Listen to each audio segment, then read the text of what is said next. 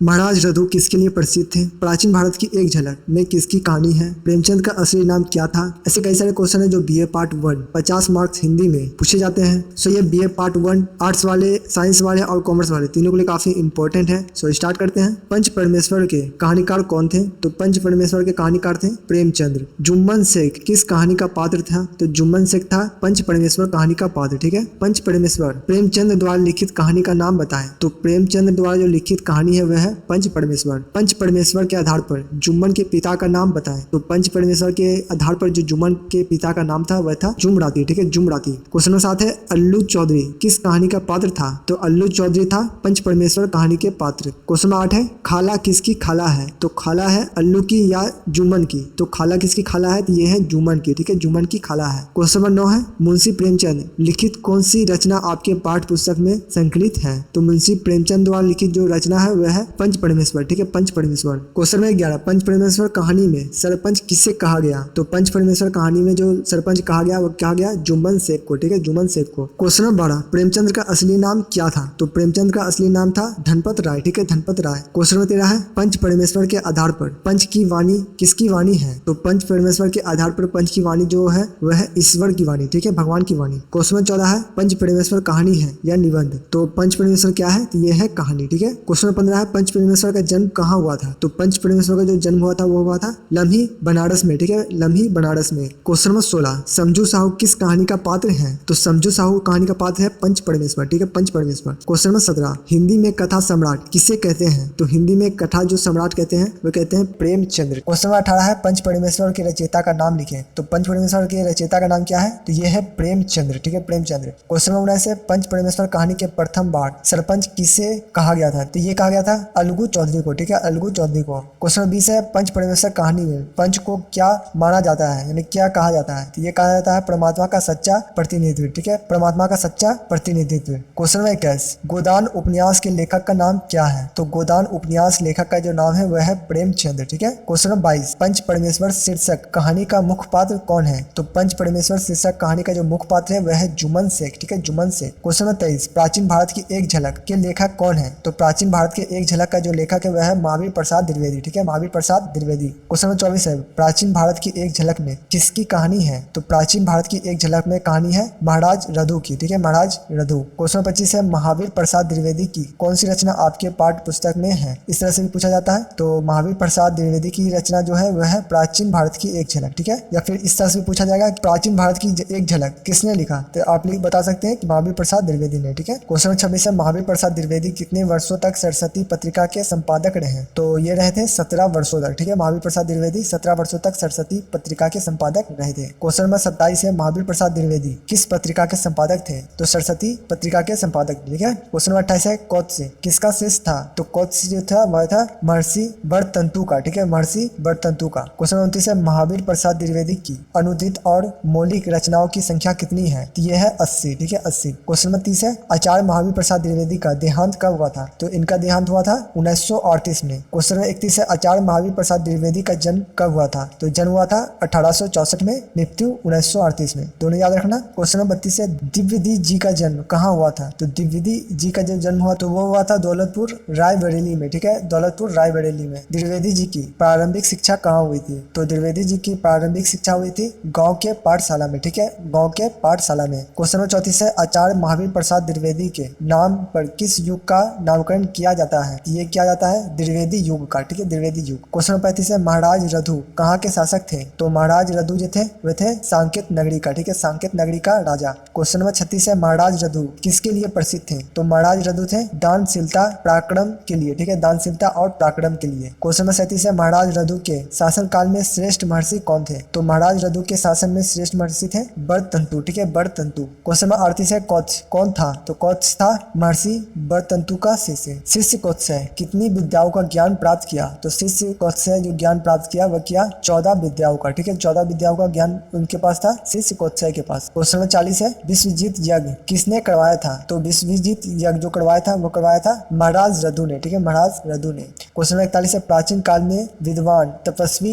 कहाँ रहते थे? तो ये रहते थे जंगलों में। ठीक है, प्राचीन काल में जो विद्वान और तपस्वी थे वह जंगलों में रहते थे। क्वेश्चन नंबर 42 है प्राचीन काल में विद्यार्थी विद्यार्जन के अतिरिक्त और क्या करते थे? यानी कि प्राचीन काल में जो विद्यार्थी थे वह ज्ञान अर्जित करते थे, उसके अतिरिक्त क्या क्या करते थे? तो उसके अतिरिक्त करते थे भिक्षाटन यानी कि भीख मांगना, गोपालन यानी कि गाय को पालना और खेती, ठीक है। भिक्षाटन, गोपालन और खेती ये करते थे स्टूडेंट, ठीक है, विद्यार्थी। क्वेश्चन नंबर 43, धन प्राप्ति के लिए महाराज रघु ने किस पर आक्रमण करने की तैयारी की थी? तो धन प्राप्ति के लिए महाराज रघु ने आक्रमण करने के लिए जो तैयारी की थी वह की थी कुबेर पर, ठीक है, कुबेर पर। क्वेश्चन नंबर 44 है, किसकी कठोर तपस्या से देवराज इंद्र का सिंहासन डोलता था? तो ये डोलता था महर्षि बरतंतु के तपस्या से, ठीक है, महर्षि बरतंतु के तपस्या से। महाराज रघु किस वंश के सम्राट थे? तो महाराज रघु थे सूर्य वंश के सम्राट, ठीक है, सूर्य वंश के सम्राट। क्वेश्चन नंबर 46, प्राचीन भारत की झलक निबंध का प्रसंग किस कृति से प्रभावित होकर दिव्य जी ने लिखा था? तो प्राचीन भारत का एक झलक निबंध का प्रसंग कृति जो लिखा था वह लिखा था कालिदास के रघुवंश से, ठीक है, कालिदास के रघुवंश से, ठीक है, कालिदास के रघुवंश से। क्वेश्चन नंबर 47, सांकेत नगरी का प्राचीन नाम क्या है? देखो काफी इंपॉर्टेंट क्वेश्चन है क्योंकि इस तरह क्वेश्चन आता है, ठीक है। सांकेत नगरी, तो सांकेत नगरी का जो प्राचीन नाम है वह है अयोध्या, ठीक है, अयोध्या। क्वेश्चन नंबर 48, भगजोगनी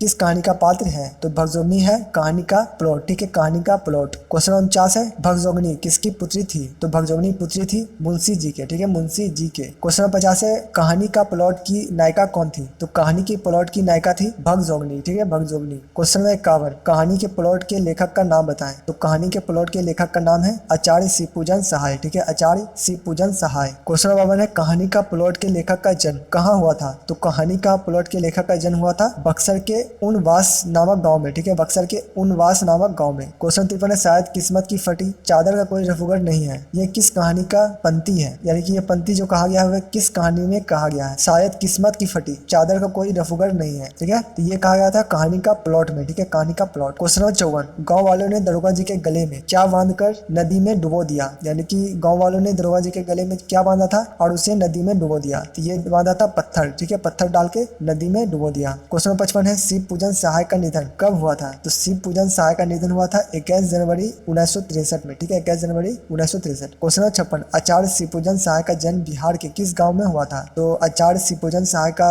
जो जन्म हुआ था वो हुआ था उनवास गांव में, ठीक है, उनवास। क्वेश्चन नंबर 57 है, मुंशी जी किस कहानी के पात्र हैं? तो मुंशी जी जो कहानी के पात्र वह है कहानी का प्लॉट, ठीक है, कहानी का प्लॉट। क्वेश्चन नंबर 58, अमीरी की दहलीज पर खड़ी गरीबी कैसी होती है? तो अमीरी की दहलीज पर खड़ी गरीबी ये होती है जहरीली, ठीक है, जहरीली यानी कि जहर के समान। क्वेश्चन 59 है, आचार्य शिवपूजन सहाय की कौन सी कहानी आपके पाठ्यक्रम में है? तो ये है कहानी का प्लॉट, ठीक है, आचार्य शिवपूजन सहाय का जो कहानी है वह है कहानी का प्लॉट, ठीक है, कहानी का प्लॉट। क्वेश्चन नंबर 60 है, आचार्य शिवपूजन सहाय कहाँ के रहने वाले थे? तो आचार्य शिवपूजन राय रहने वाले थे बक्सर के उनवास नामक गाँव के, ठीक है, बक्सर के उनवास नामक गाँव में। क्वेश्चन नंबर 61 है, शिवपूजन सहाय की जन्मभूमि किस प्रदेश में है? तो शिवपूजन सहाय की जन्मभूमि बिहार में है, ठीक है, बिहार में। क्वेश्चन नंबर 62 है, थानेदार की कमाई किसके बराबर है? तो थानेदार की जो कमाई है वह बराबर है फूस की आग के, ठीक है, फूस की आग के बराबर। क्वेश्चन नंबर 63 है, क्या थानेदार की कमाई और फूस की आग तापना बराबर है? तो ये बराबर है, बिल्कुल हाँ हो जाएगा, ठीक है। क्वेश्चन नंबर 64, मुंशी जी के बड़े भाई किस पद पर कार्यरत थे? तो मुंशी जी के बड़े भाई कार्यरत थे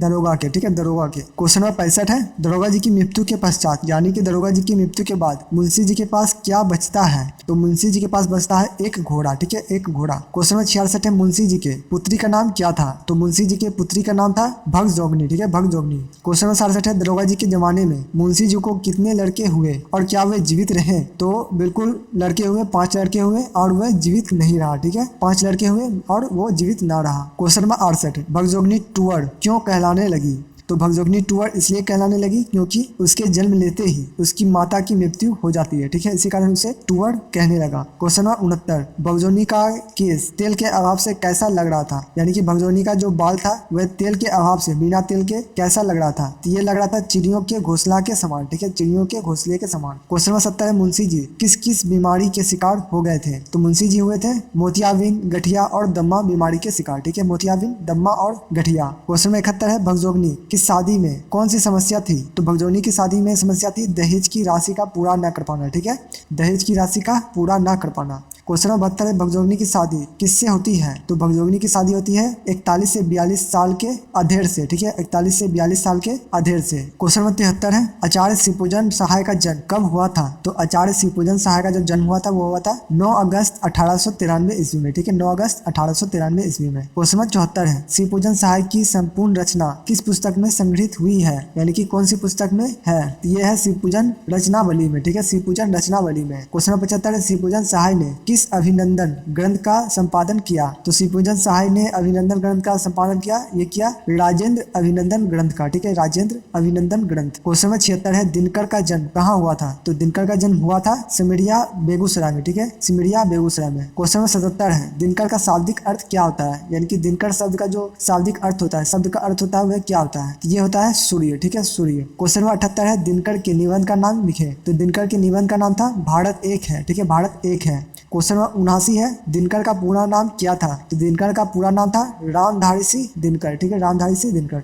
क्वेश्चन नंबर 80 है, रामधारी सिंह दिनकर को किस पुस्तक पर भारतीय ज्ञानपीठ पुरस्कार मिला था? तो ये मिला था उर्वशी पे, ठीक है, उर्वशी पे। दिनकर जी को किस पुस्तक में भारतीय ज्ञानपीठ पुरस्कार मिला था? तो ये मिला था उर्वशी पे। क्वेश्चन नंबर 81 है, दिनकर किस विश्वविद्यालय के कुलपति थे? तो ये थे तिलका मांझी भागलपुर विश्वविद्यालय के कुलपति, ठीक है, ध्यान रखना, काफी इंपॉर्टेंट क्वेश्चन है। दिनकर जी किस विश्वविद्यालय के कुलपति रह चुके थे? तो ये रह चुके हैं तिलका मांझी भागलपुर विश्वविद्यालय के। क्वेश्चन नंबर 82 है, भारत एक है के लेखक का नाम लिखे। तो भारत एक है के लेखक का नाम है रामधारी सिंह दिनकर, ठीक है। क्वेश्चन नंबर 83 है, भारत एक है कहानी है या निबंध है? तो ये एक निबंध है, ठीक है, भारत एक है ये एक निबंध है। क्वेश्चन नंबर 84, सांस्कृतिक के 4 अध्याय के लेखक कौन है? तो सांस्कृतिक के 4 अध्याय के लेखक है रामधारी सिंह दिनकर, ठीक है, रामधारी सिंह दिनकर। क्वेश्चन नंबर 85, युधिष्ठिर के किस यज्ञ में दक्षिण के राजा भी आए थे? तो युधिष्ठिर के किस यज्ञ में दक्षिण के राजा आए थे? ये आए थे राजसूरी में, ठीक है, राजसूरी में। क्वेश्चन नंबर 86, महाभारत का युद्ध किस मैदान में हुआ था? तो महाभारत का युद्ध हुआ था कुरुक्षेत्र में, ठीक है, कुरुक्षेत्र में हुआ था महाभारत का युद्ध। क्वेश्चन नंबर 87 है,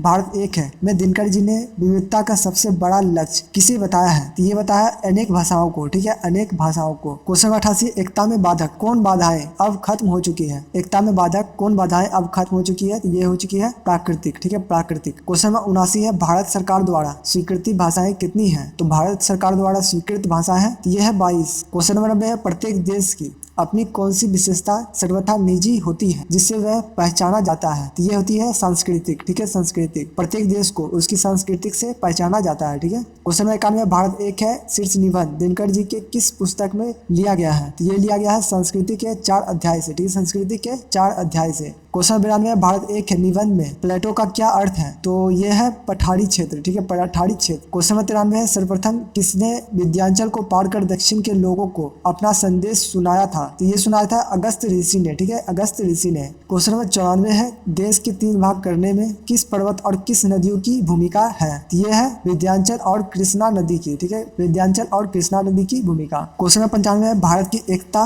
विविधताओं में छिपी होने में विविधताओं का क्या अर्थ है? यानी कि विविधताओं का जो अर्थ है वह क्या है? तो विविधताओं का अर्थ होता है विभिन्न विभिन्न, ठीक है, बहुत सारा, जैसे भाषाएं हैं बहुत सारा, धर्म है बहुत सारा, सांस्कृतिक है और जलवायु, ये सभी, ठीक है। क्वेश्चन नंबर 96 काफी इंपॉर्टेंट क्वेश्चन है, ये क्वेश्चन एग्जाम में आता है, ठीक है। दिनकर को किस उपाधि से सम्मानित किया गया है? तो दिनकर को उपाधि से सम्मानित किया गया राष्ट्र कवि के नाम से, ठीक है, राष्ट्र कवि दिनकर कहा जाता है, ठीक है। क्वेश्चन नंबर 97 है, दिनकर को सबसे महत्वपूर्ण गद्य रचना कौन है? ये है संस्कृत के 4 अध्याय, ठीक है, संस्कृत 4 अध्याय। क्वेश्चन नंबर 98, दिनकर ने भारत को किस दृष्टि से एकता वाला कहा है? तो ये कहा है सांस्कृतिक दृष्टि से। क्वेश्चन नंबर 99 है, हजारी प्रसाद द्विवेदी द्वारा लिखित निबंध का नाम लिखिए। तो हजारी प्रसाद द्विवेदी द्वारा लिखी गई निबंध का नाम है हिंदी का भविष्य, ठीक है, हिंदी का भविष्य। क्वेश्चन नंबर 100 है, हजारी प्रसाद द्विवेदी के अनुसार हिंदी का भविष्य कैसा है? तो ये है गौरवशाली, ठीक है, गौरवशाली है हिंदी का भविष्य। क्वेश्चन में 101 है, हजारी प्रसाद द्विवेदी की कौन सी रचना आपके पाठ्य पुस्तक में है? तो ये है हिंदी का भविष्य मेरे पाठ्य पुस्तक में, ठीक है, यानी कि BA पार्ट 1 हिंदी 50 मार्क्स में है, ठीक है। क्वेश्चन में 102,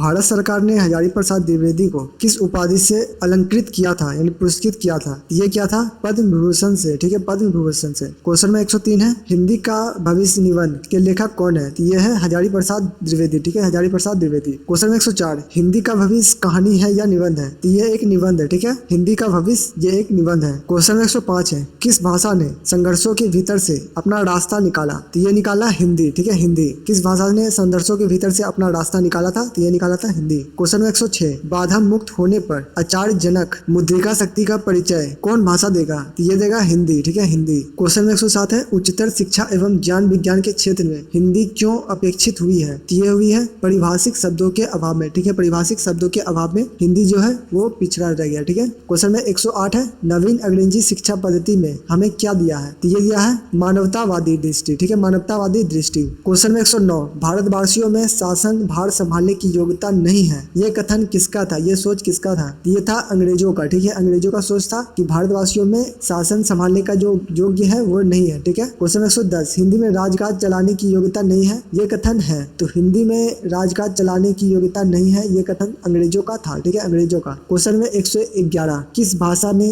अपूर्ण ग्राहिका शक्ति का परिचय दिया है? तो ये दिया है हिंदी ने, ठीक है, हिंदी ने। क्वेश्चन 112 किस देश में केंद्रीय धारा सभाओं और उच्च न्यायालयों में अंग्रेजी का प्रावधान बना हुआ है? तो ये बना हुआ है भारत में, ठीक है, क्योंकि यहाँ पे अलग अलग राज्य से अलग अलग भाषाओं के लोग आते हैं, तो इसलिए अंग्रेजी को प्रावधान बना हुआ रहने दिया गया, ठीक है। क्वेश्चन में 113 है, हिंदी भाषा का साहित्य कुछ थोड़े से लोग के किस घेरे से बाहर निकल आया? तो ये निकल आया गोष्ठियों से, ठीक है, गोष्ठियों। क्वेश्चन 114 किस भाषा की अपेक्षा करके कोई सरकार अस्थायी नहीं हो सकती? तो ये नहीं हो सकती जनभाषा के, ठीक है, जनभाषा। क्वेश्चन 115 हिंदी भाषा के किस रूप से देश का गौरव और कल्याण को आंकने का प्रयत्न होने लगा है? तो ये होने लगा है लिखित साहित्य का, ठीक है, लिखित साहित्य। क्वेश्चन 116 हमारे देश की प्रांतीय भाषाओं का साहित्य कैसा है? ये है काफी समृद्ध, ठीक है, काफी समृद्ध, ठीक है, काफी समृद्ध। क्वेश्चन 117 हिंदी सर्वदेशिक भाषा कैसे बन सकेगी? तो ये बन सकेगी प्रांतीय भाषाओं के शब्द को अपनाकर, ठीक है, प्रांतीय भाषाओं को शब्द को अपनाकर हिंदी भाषा सर्वदेशिक भाषा बन सकेगी। क्वेश्चन 118 है, स्वतंत्र के पश्चात